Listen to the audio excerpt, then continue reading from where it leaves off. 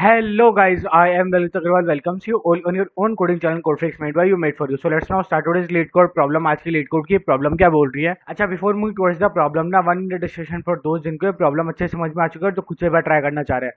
देखो, ये जो क्वेश्चन है लिटरली बहुत ही ज्यादा इजी क्वेश्चन है, ज्यादा कोई टेंशन लेने वाली बात नहीं है।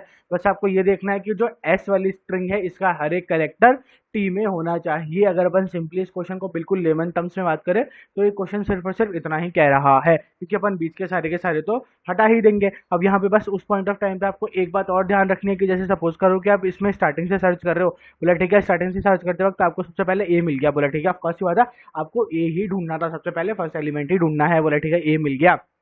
अब क्या, अब सपोज करो यहाँ पे सी आ जाता तो उसको आपको मतलब था ही नहीं। अब आपको दूसरा एलिमेंट क्या है, बी। अब आपको बी ढूंढना है, ए के बाद में बी आना चाहिए पहले, और फिर उसके बाद में सी आना चाहिए। मतलब उसकी जो पोजीशंस है वो रिलेटिव पोजीशंस ट्रू होनी चाहिए। मतलब कि यहाँ पे पहले अगर ए है तो वहाँ पे पहले ए होगा, यहाँ पे बाद में बी है तो वहाँ पे बाद में बी होगा, वहाँ पे डायरेक्ट सी नहीं हो सकता। फिर यहाँ पे बी के बाद में सी है तो वहाँ पे भी सी ही होगा।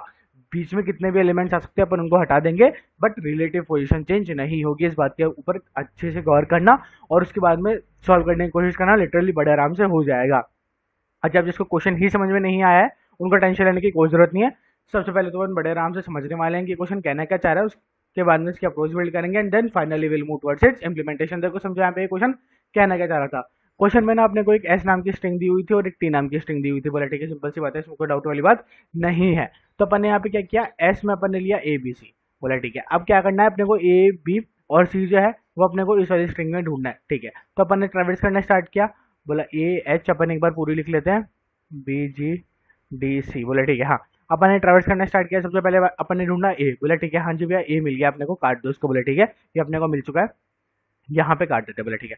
उसके अंदर फिर अपन ने ढूंढना स्टार्ट किया बी, बोले ठीक है, तो अब ए के बाद में ही ढूंढेंगे बी, बोले ठीक है, एच था बी आ गया, हाँ जी भैया बी भी मिल गया, बोले ठीक है, इसको भी हटाओ। उसके बाद में फिर अपन ढूंढेंगे सी, सी यहाँ के आगे ही ढूंढेंगे, पीछे नहीं जाएंगे वापस, ये बात ध्यान रखना, बोले ठीक है। तो अपन फिर आगे गए, आगे जाके अपन ने बोला कि हाँ जी मिल गया, मतलब जी चाहिए नहीं था, डी नहीं चाहिए था, सी मिल गया, हाँ जी भैया सी मिल गया, सी भी मिल गया, बोला ठीक है, अपने को यहाँ तक सारे मिल चुके हैं, बोला हाँ जी भैया, तो अपन क्या रिटर्न कराएंगे ट्रू, क्योंकि अपने को एस पूरी की पूरी कहाँ मिल चुकी है, टी वाली स्ट्रिंग के अंदर। बस क्वेश्चन इतना सा ही कह रहा था।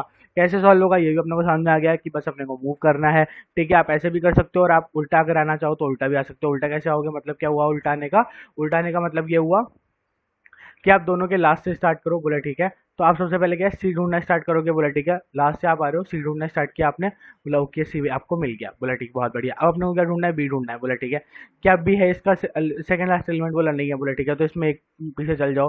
क्या ये भी है, बोला ये भी नहीं है, इसमें एक और पीछे चल जाओ, बोला ठीक है। क्या ये भी है, बोला हाँ जी भैया ये भी है, ओके ये भी मिल गया। फिर उसके बाद में ए पे चले गए अपन, बोला ठीक है। अब बी के बाद में यहाँ पे ढूंढो, क्या ए है, बोला नहीं भैया ए नहीं है। क्या ये वाला ए है, बोला हाँ जी भैया ये है। फाइनली आपकी एस के ऊपर भी आप जीरो पे आ चुके हो ट्रेड करते करते, मतलब जीरो भी आपको मिल चुका है और यहाँ पे भी आपको सारे के सारे मिल चुके हैं।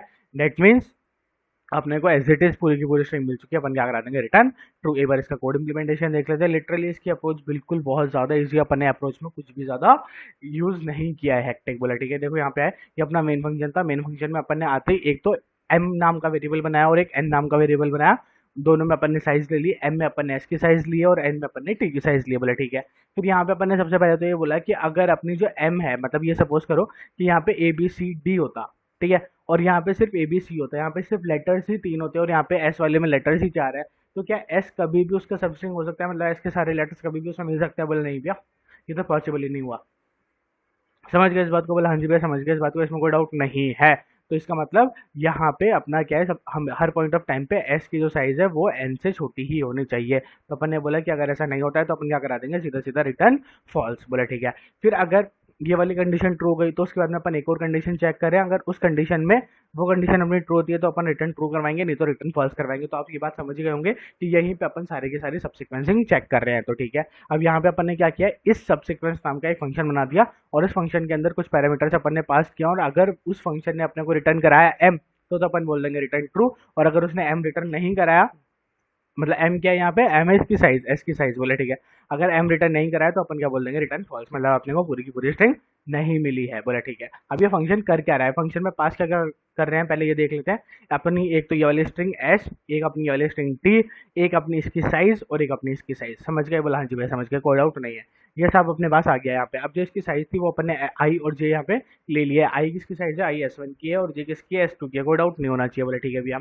उसके बाद में फिर अपन ने इफ की कंडीशन चेक करी कि क्या अपन इटरेट करते करते जीरो पे आ चुके हैं क्या, मतलब अपन एस की साइज से स्टार्ट कर रहा था अपन ने, क्या डिक्रीज करते करते अपन जीरो पे आ चुके हैं, बोले नहीं भैया जीरो पे आप अभी नहीं आए हो, आप लास्ट साइज पे ही हो अभी तक, इसकी अपन एम साइज पे जो भी थी 3 थी, बोला ठीक है।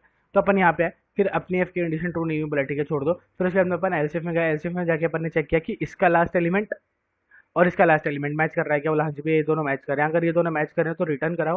क्या वन प्लस का मतलब क्या हुआ कि अपनी हाँ दोनों में से, मतलब अपनी जो एस थी उसका एक कैरेक्टर अपने को मिल गया, इसलिए अपन ने वन प्लस किया है, बोला ठीक है वन प्लस, और इसी फंक्शन को अपन ने वापस कॉल कर दिया। लेकिन इस पॉइंट ऑफ टाइम बिंग पे अपन ने आई में से भी वन माइनस कर दिया और जे में से भी वन माइनस कर दिया। इस बात को ध्यान रखना, बोला ठीक है।